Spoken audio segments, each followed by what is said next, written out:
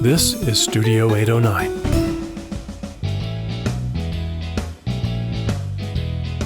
Hi, everybody. Welcome to the Outdoors Hiking Bob podcast. I'm your host, Hiking Bob Falcone. You can find me on my website at hikingbob.com, where there's links to, well, everything you want to know, social media, my columns at the Pikes Peak Bulletin, the other podcasts we've done, my photography website, all of that at hikingbob.com. And don't forget to drop me a line there if you have a question, comment, or suggestion for another guest.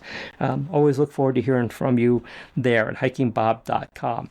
Today I have a great guest who's written we all like to talk about hiking. That's the topic here of the podcast. She's written a book for National Geographic. It is called 100 Hikes of a Lifetime, U.S.A., the country's ultimate scenic trails. And the author is Stephanie Pearson. And Stephanie is here today. Thank you for being on the podcast, Stephanie.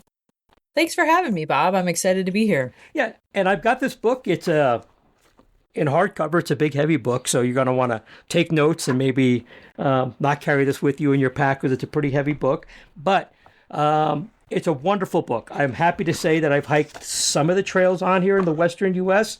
You list Angel's Landing and doing Walter's Wiggles up to Angel's Landing and going out to Angel's Landing, which is in an adventure in itself. Doing that one in Zion National Park. I believe you have the Continental Divide Trail in here, which I've done a segment here, a segment there. You've done all these segments. I've done all the segments. So I'm going to start off with one of the basic questions I have here. I get a lot of these guidebooks in the mail.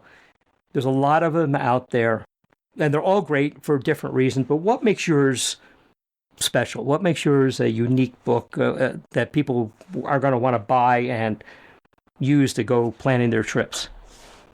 First, I would like to say that it's National Geographic photographs, so it's beautiful photography, and I would think of it more as an aspirational book rather than a guidebook per se. I do include some tips and some strategies, but it's not a book that you would, like you said, take in your backpack and bring along.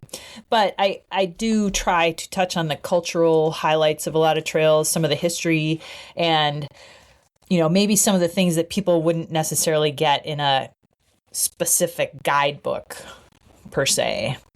So instead of being a go to point A and then turn right here and go to point B, it's more of these are just great. And it does list them as ultimate scenic trails. So obviously these are places with great views and stuff that you picked out.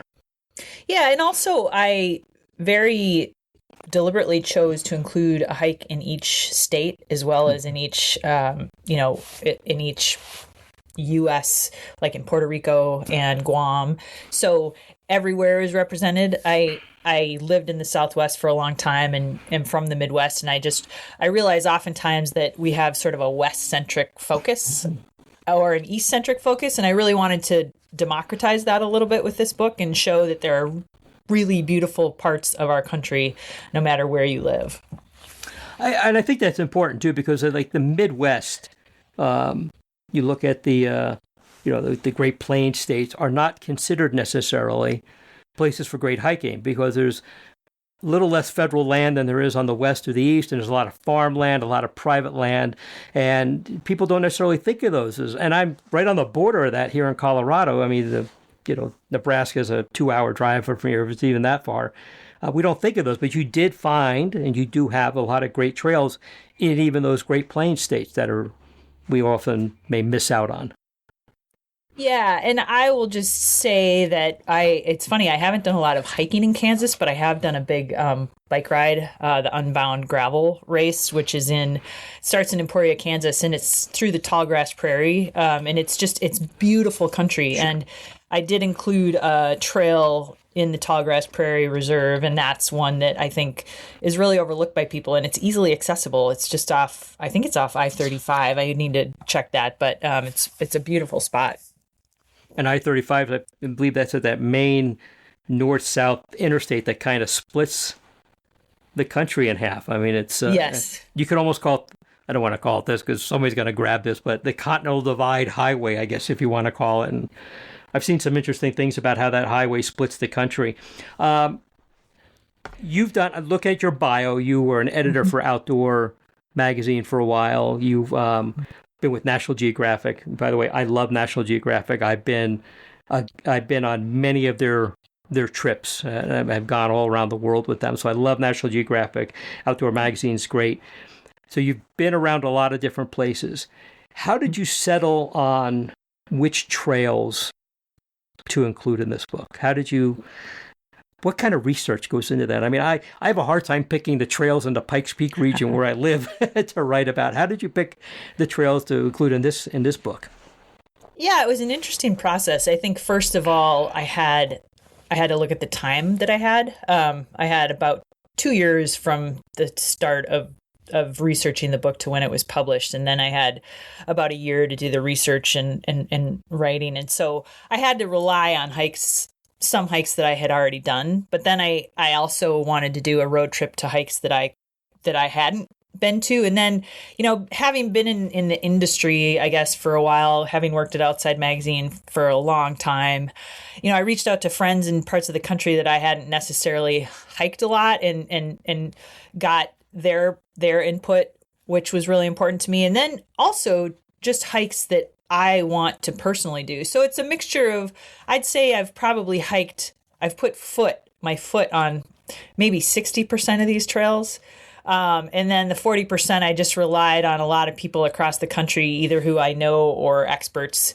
There's a lot of friends groups out there who are really, really good, knowledgeable people who've, know these trails by the, like the back of their hands. So it was a really communal effort in a lot of ways. But yeah, I really chose the ones that spoke to me in some way. Yeah, and that leads me to my other question was going to be, how did you hike all these trails? You list a lot of through hikes in your book, a lot of longer hikes. I tend to be a day hiker, and because for my audience, which includes some through hikers, a lot of them are people who are working and can't take 3 months off to hike the Continental Divide Trail or the Pacific Crest or any of those trails that take months and months and months to do. But you hiked a bunch of these, and then you relied on others. And you relied on, like you said, you mentioned friends groups. I imagine some of these, there are groups that take care of these. There's the friends group in Joshua Tree, for example, that knows everything out there, which is great. How far back in your experience did you go to include some of the trails that you did hike on these? Did you have to, was it like maybe 10 years ago you hiked it, or 6 months ago that you hiked it, or did you go back and refresh some of these trails that you were going to include in your book and hike them just to catch up? How'd you work that process? Oh yeah, I researched. If I couldn't physically get to the trail, I definitely got back in touch with somebody who has been on the trail very recently.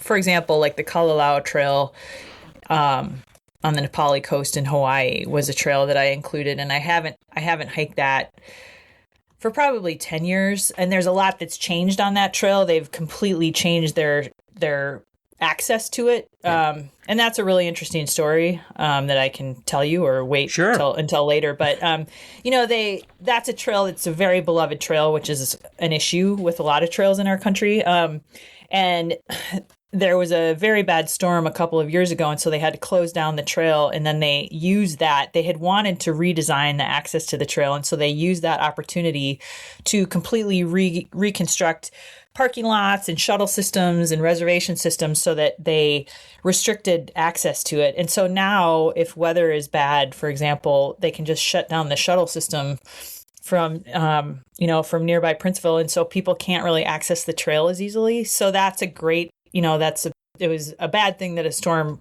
wiped out a lot of that part of Kauai, but it's a good thing in that now there's a lot more restrictions in place in terms of how you can hike the trail. So, for example, that one was updated from when I actually hiked it. And I believe I hiked part of that. I was in Kauai about 10 years ago and hiked back along the coast, and then I went up this side trail that went way back up to a waterfall. Oh, cool. I wish I remembered the name of it. I'd have to go look up in my archives and find it, the listing of it. I keep a spreadsheet of every single hike I do, whether it's a 2-miler or a 12-mile, and somewhere back in my list I have that hike. But yeah, wow. And I remember that trail being, when I was there in October, November.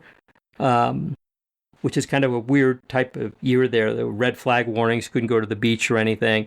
And even then, that was kind of a sketchy little trail in some parts getting back in there. So I get where if I were going to write about that trail today, there'd be a lot of caveats like, it's been 10 years since I did this. A lot may have changed, and do the research like you did to talk about that.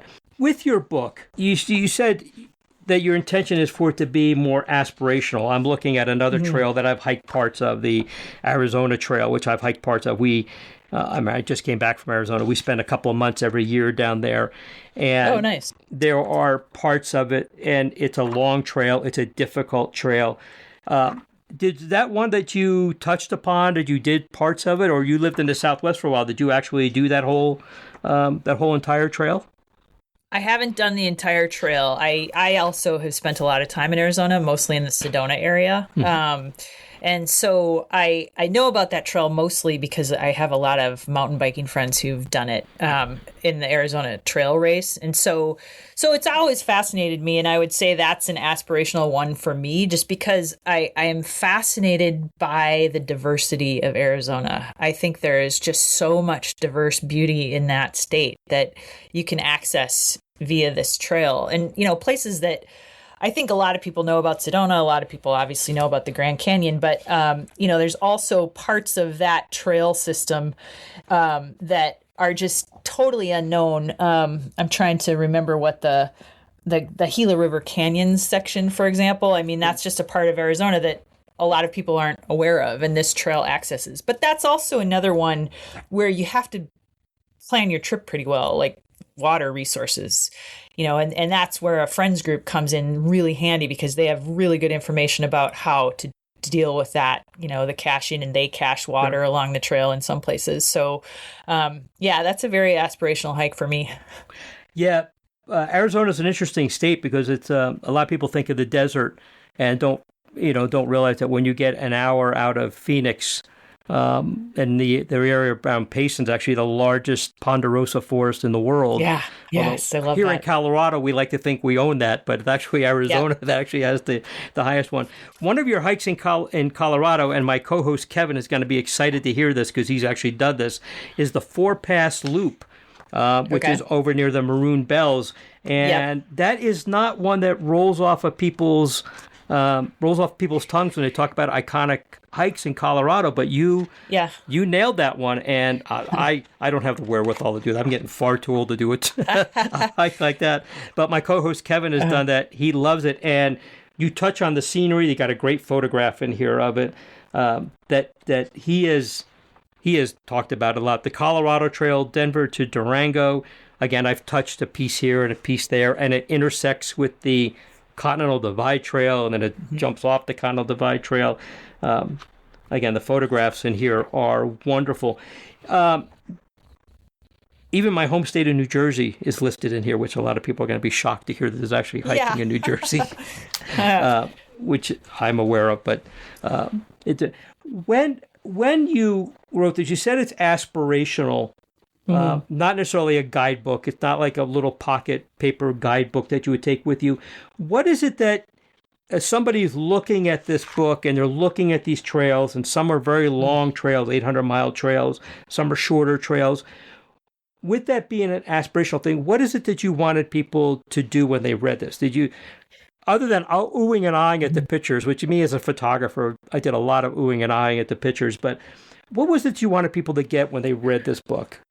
Well, in all honesty, I am a huge proponent of American history through these books. I think all of these trails are trails that tell incredible history of our country. And whether it's, the Wanderer Memory Trail in Georgia, which is a half-mile interpretive trail that tells the story of a slave ship that sunk after slavery was abolished in the country, or if it's Chaco Canyon Historical Park in New Mexico. I mean, the ancestral Puebloan people. I mean, that was a major epicenter of their civilization. But even the Chilkoot Trail, which I included up in Alaska, I mean, that's major American history that you can hike to see along these trails. And so that's really one of the things I wanted to tell, little vignettes of stories of what these trails represent far beyond the scenic aspect of them. And and that's one of the joys of writing a book like this. You just get immersed in the history of it, and it really is educational. And I learn so much when I research a book like this, just about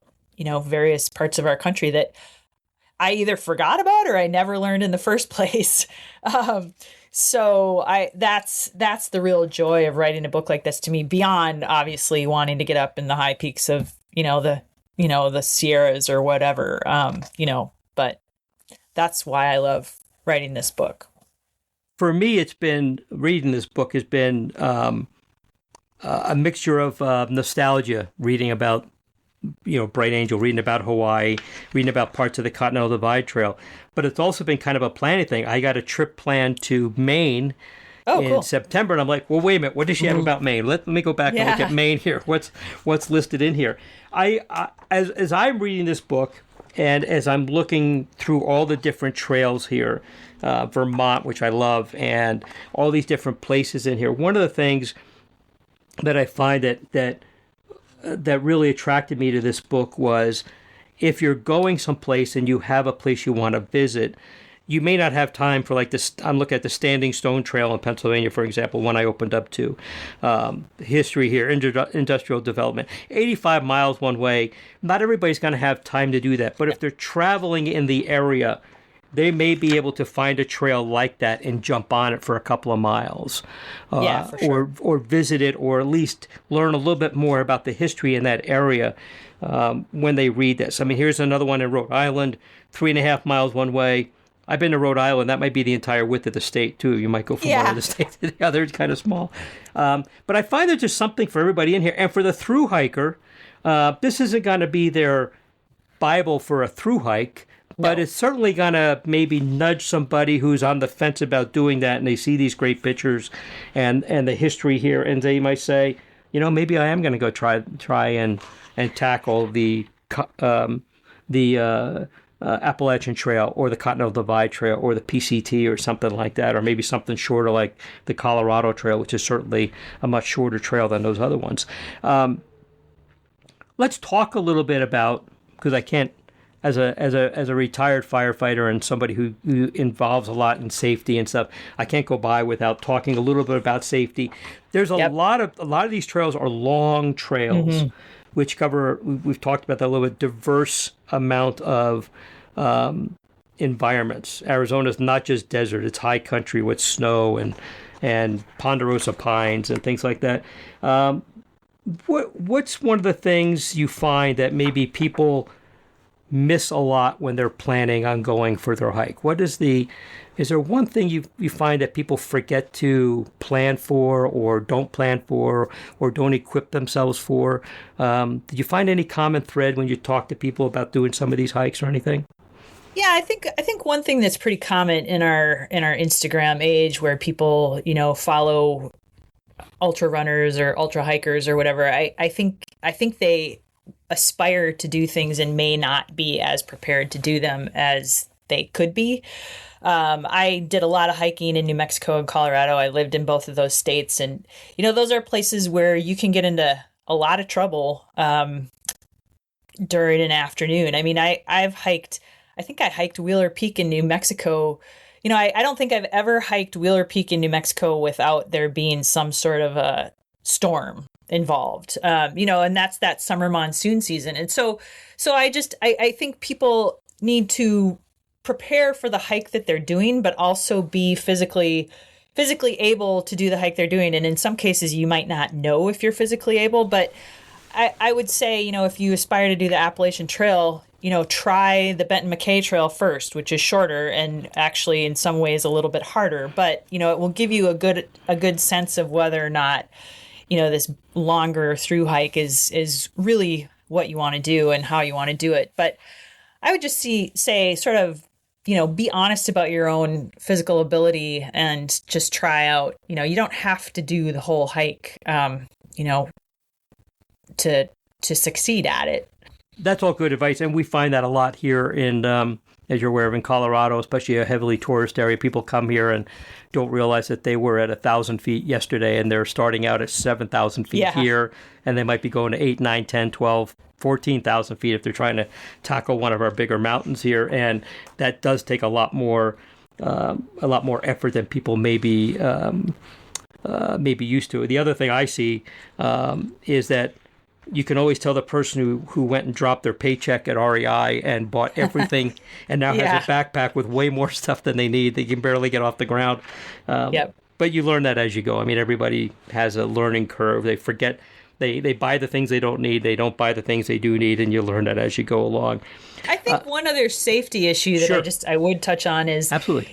I think sometimes you can get disoriented. I mean, you think like if you're climbing a 14er up, in Colorado, it's like it's one way up and one way down, but it's easy to get disoriented on some of these trails. And so to have a lot of people use GPS devices or, even a map and compass, but just to know that you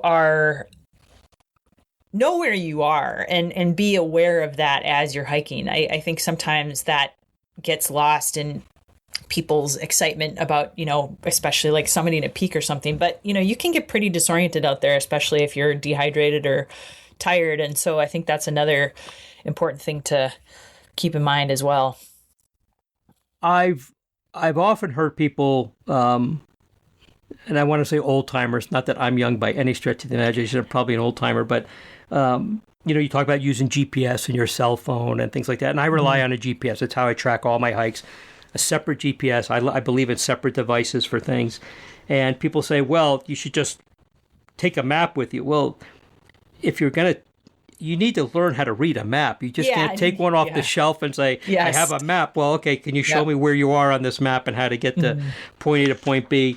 And some people have a better sense of direction than others. I like to tell people that there's sometimes when I'm out hiking, I don't know where I'm at, but I'm not lost because I have I know how I got there, so I know how to get back out of there.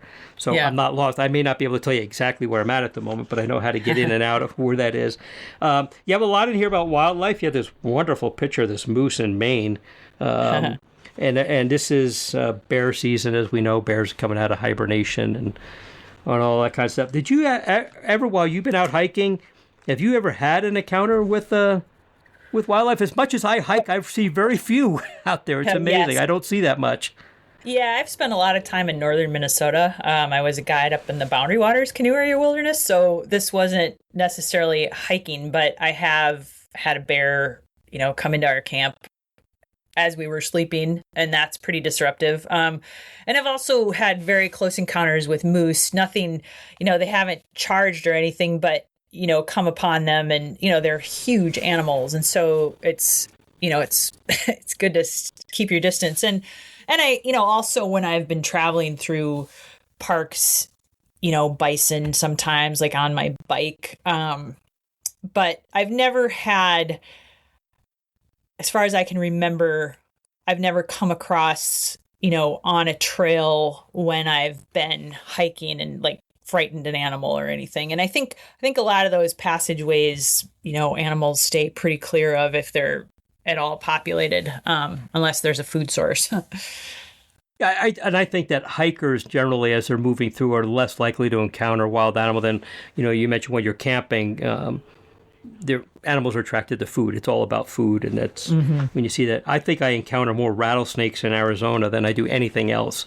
And that's an issue. I see several every spring when I'm down there, and I get great photographs of them because once I know side story, once I know where they're at, I'm very comfortable with them because I've studied them and I know a lot of the myths about them aren't true. They're not going to jump 3 times their length or anything. And I've come back with these wonderful photographs of them that I should probably send to National Geographic or something like that. Yeah.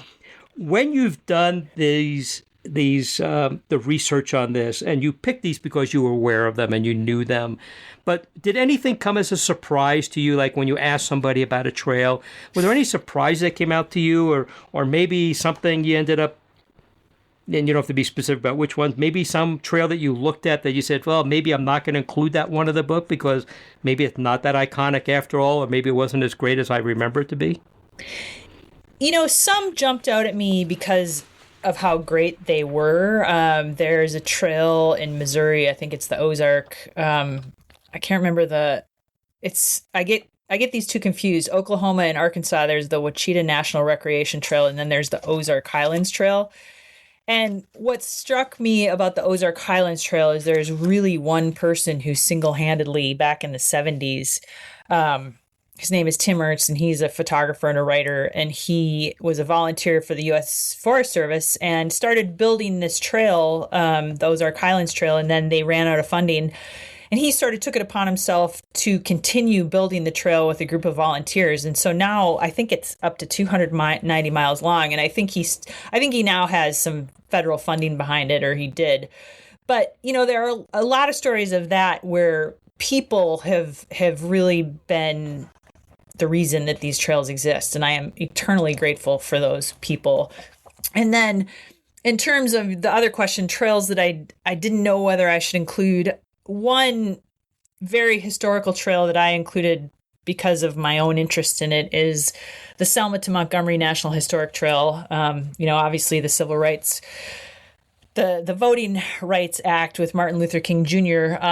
My dad actually participated in that Selma to Montgomery walk. And so that was important to me to include because it's such a seminal part of history. But, you're going along a road. So it's more really an interpretation of a trail that, there's visitor centers along the way. It's an important aspect of our history that I wanted to include. So that's one that it was on the fence because as a physical hike, it's pretty hard to do because you're going along a road. But you do mention that your book was designed to be aspirational, and that certainly would fit into that one of your goals in writing this book. And I mean, how can you can't be more aspirational than that, of course, to include such an iconic walk that was done and include that as a hike in here. I think that's actually a great idea. You have some trails in here that are a little crazy. I'm looking at the Haydock Trail and I will tell you 800 miles one way, strenuous, 40 to 60 days. I can tell you I'm never going to do that one. And I'm looking at these crazy pictures of people going through this slot canyon, and there's something in here for everybody. There are some hard hikes, there are some long hikes, there are some easy hikes. Pariah Canyon, which I think I've touched a little bit on in Utah. There are some places here that are great. Of course, I have a personal affinity for Zion National Park and Angel's Landing and the photographs you have from up there. I find this book to have something for everybody. If you're not interested in through hiking, this might get you interested in it. If you just want to know of a neat trail in your state that you're not familiar with, or that you may not realize is necessarily as beautiful as you might think it is, this is going to be the book that's going to take people in that direction. It's going to have people do it. And it includes Guam and Samoa. And I'm thinking, well, I've never been to Guam, but now I might have a reason to go there. And I had a chance to go there when I was in the Air Force and didn't end up there. But there's something for everybody in this book. If you're thinking about going someplace and you want to check this, you want to see what hikes are available there, and they may be hikes you've heard of and maybe hikes you haven't heard of.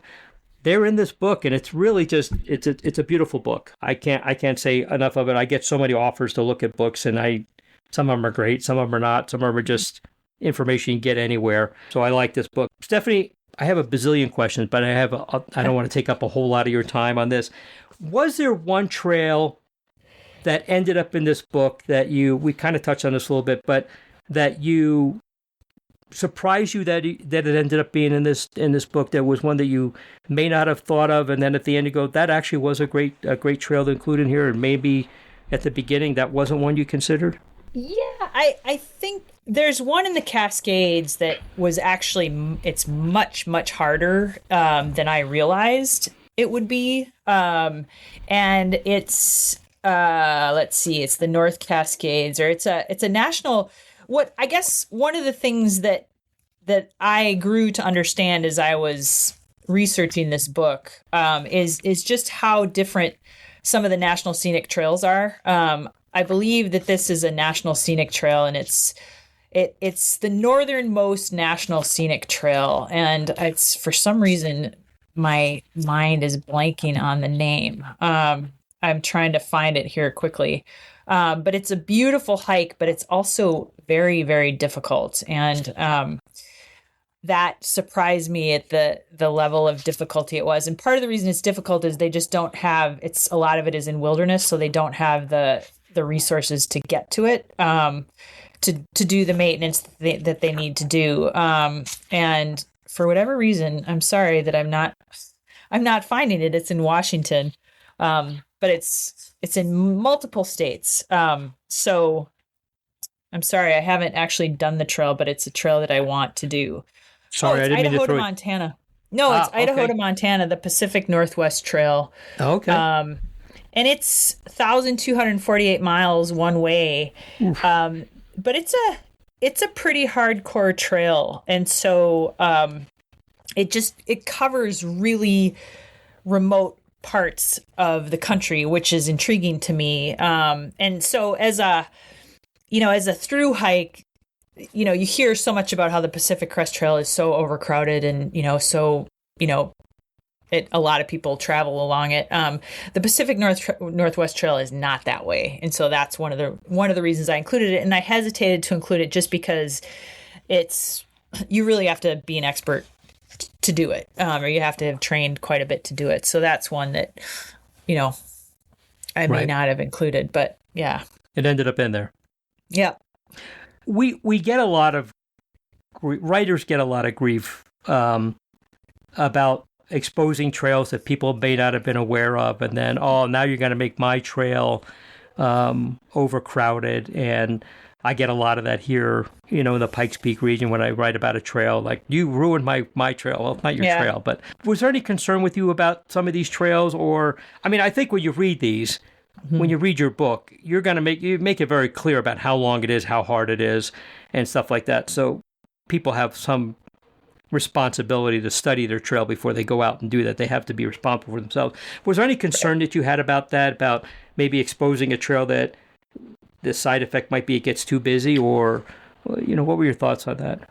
Oh, absolutely. That's been something. I started working at Outside Magazine in 1995, and that's just been a one-way street, since then. As the outdoors has become more mainstream, as more people have gone outside, as as easier it is to find information online, I think it is a huge issue. But I also would sort of push back on that a little bit and say it's our own responsibility to be respectful when we're on the trails, and to follow the rules, to be kind to other hikers, to be prepared. I've done a lot of hiking, as I've mentioned, in Sedona, and I've actually written a lot about, not a lot, but I've written about the overcrowdedness of Sedona. And again, it's a place where the beauty is, in some ways, it's its own worst enemy. People love going there, but Sedona has done a really good job of trying to rein in that issue, and they've placed boulders along certain corridors that people have, parked along that they can no longer park along. They've created an incredible shuttle system. They encourage people to go there in the off season, which is an easy place to hike in the off season. So I would say that's an enormous concern of mine. And that's also one of the reasons I wanted to include hikes in all parts of the country, just so that I didn't really focus on, some of the really well-loved off the beaten path places. So I try to include iconic trails. I try to include lesser known trails. But no, it is a concern. And, I'm not somebody who really keeps a bucket list. And so I don't think like that. But I think that's a concern, and it's valid. Okay. Yeah. When I write about a trail, I either get somebody who yells at me about, you're telling about my secret trail. What people don't realize goes into that is when I write about a trail locally here, especially if it's a new trail, I look at what's the parking that's available and how close it is to a neighborhood. And if I worry that it's going to disrupt things, I probably won't write about it. And then I get accused of being a gatekeeper because you're not telling me about this trail. Like, well, I can't, I just absolutely can't win. And anyway, kind of getting off the subject there, but as a journalist myself and you as a journalist, I thought I would touch on, the thought process that goes into that. On the other hand, these are trails that are on public land and everybody has the right and the opportunity to go visit them because they're built with either taxpayer money or a lot of donated money. So people should be able to go and visit those. Yeah. This has been a great conversation, Stephanie. Again, the book is 100 Hikes of a Lifetime USA, the country's ultimate scenic trails. Stephanie Pearson is the author. It's a National Geographic book. I imagine it's available just about anywhere you can buy a book, Barnes & Nobles, Amazon, all those places you can get this book. Stephanie, is there anything you want to tell us that maybe I forgot to ask you about your book? I would just say thank you so much for having me. And again, I'd just like to reiterate that, these are our trails, but it is our responsibility to use them responsibly and to thank the people who are maintaining them and, funding them. And if you have an opportunity in your area to work on a trail or to fund a trail, take the opportunity so that everyone can enjoy your part of the world if that's important to you. Yeah, people who know me and listen to the podcast know that I've spent a lot of time either with volunteer groups that have funded trails or I've swung a pickaxe on some trails, and I've also been on boards here at the city and county and at the state level where we've allocated money to build trails, and there's a lot of moving parts to make that happen. But especially this day and age with the federal funding issues being what they are, it's volunteers that are making a lot of this happen. And without them, like you said, groups that go out there and cache water along trails so people can not die on these trails and they have water. That's all volunteer work that's being done out there. So I make a point when I see volunteers out there working on the trails to make sure I thank them. And if I have extra water, I'll leave some water for them and stuff so they can do it. And I encourage everybody to do that. Stephanie, again, great conversation, wonderful book. I'm so glad that your publisher reached out to me and said, check out this book. I'm looking at it and go, this is a great book. And I appreciate having you on the podcast. Thank you so much for having me. And happy hiking this summer. Absolutely. It's going to be a great summer. We've had warm weather here in Colorado, and today's a cold and blustery day. So it's like I have a lot of work to catch up on. So today's going to be a good day to do that. Everybody, the book is 100 Hikes of a Lifetime USA, the country's ultimate scenic trails. Stephanie Pearson's the author. It's done by National Geographic, so the photographs are going to be outstanding. The writing is outstanding. The information is great. Get a copy of this book and make it an aspiration. Pick a trail on here you like to do and that attracts you and pick it and study it and then plan to go do it. And with that, everybody, Stephanie, thank you so much. And everybody, thank you for listening to the Outdoors Hiking Bob podcast. We will talk to you later.